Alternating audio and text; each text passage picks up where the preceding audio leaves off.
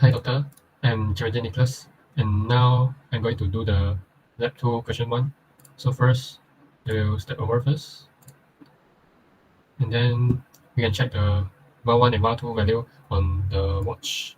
And then next, I tap step over again, and then this is the rubbish value of the registers. And then I will tap the step over again. We will move the var1 to AX, so AX will be 1 later. Okay, so the AX is 1 here. And then I tap again the step over. The bx will be set the var2, which is 9. Okay, so here we can see the bx is become 9. And then at this line, after I tap the step over later, we'll exchange the value of ax and bx. The ax will be 9 and the bx will be 1.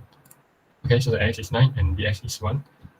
And then the next line, we'll move the ax to var1. So ax now is 9, so the var1 will be 9 later. So I tap the step over, and you can see the var1 is 9. And then for the var2 is also same, we'll move the value of bx to var2. So var2 will be 1 later. So I tap the step over. You can see here we have 1 for var2. And then I step over again, we'll call numrex.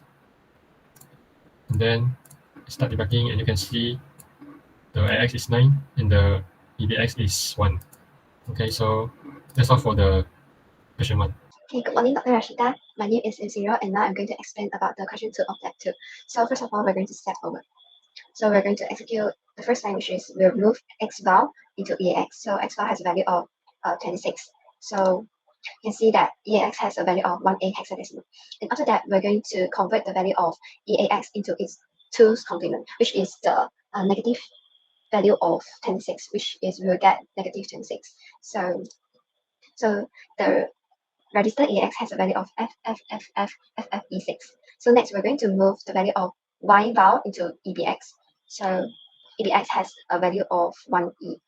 And after that, we're going to subtract Z value of Z val from EBX. So we're going to subtract 40. So we'll get the value of FFFFFF6 hexadecimal. And next we're going to add EBX and EAX, and we're going to store it into EAX. So we'll get FFFFFFDC hexadecimal. And after that, we're going to increase the value of EAX by 1. So we're going to get FFFFFFDD hexadecimal. And lastly, we're going to move the value of EAX into R bar. So initially, R bar has no value, but after that, we're going to have a value of, we'll have the same value as EAX. And now I'm going to do the question 3. So I step over.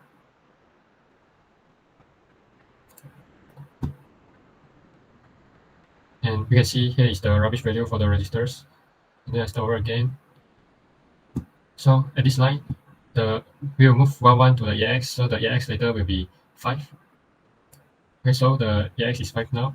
And then the next line will multiply var2 to EAX, so it's 5. So it's 5 multiplied by 10.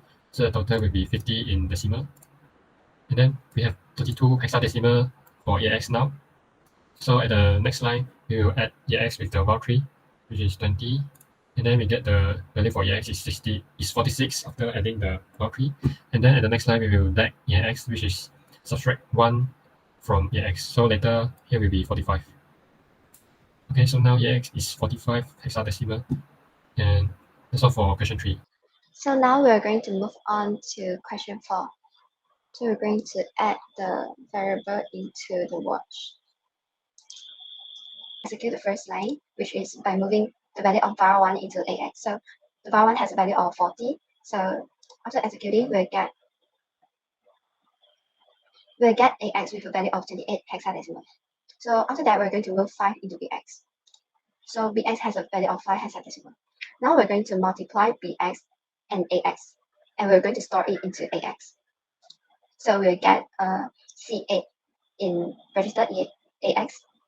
And after that, we're going to move var2 into BX. var2 has a value of 10. So you can see that EBX has a value of 8 hexadecimal now.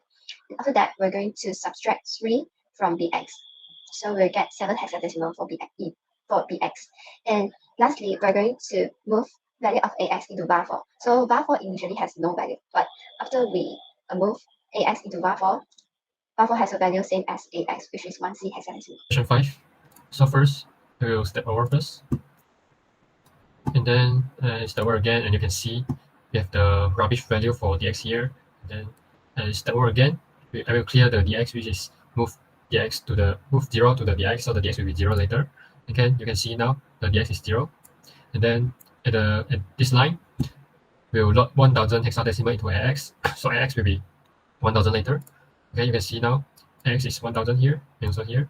And then at this line, we will move 25 hexadecimal into cx. And then you can see cx is 25 now.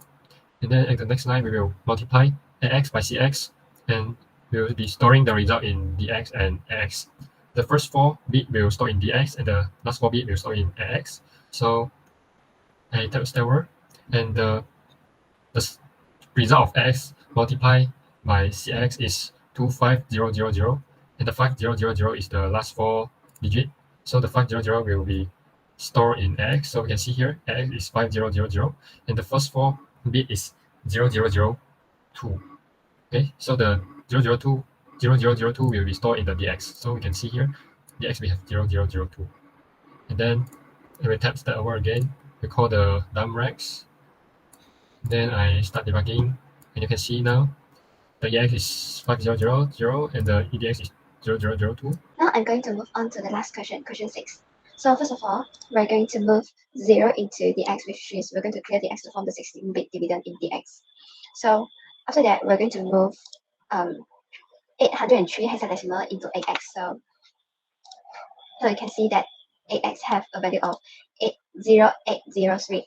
And now we're going to move 10 hexadecimal into bl, which is the lower part of bx. So we get 10 hexadecimal for bl. And lastly, we're going to divide bl, which is we're going to divide ax by bl. So since bl is an 8-bit value, so the quotient will be stored in al, and the remainder will be stored in ah.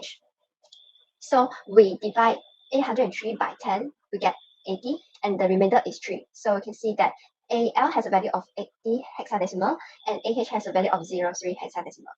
So we're going to call the dumrex, and we can see the value of AX is 0380, and BX is 0010. So that's all for the Lab 2 execution. Thank you.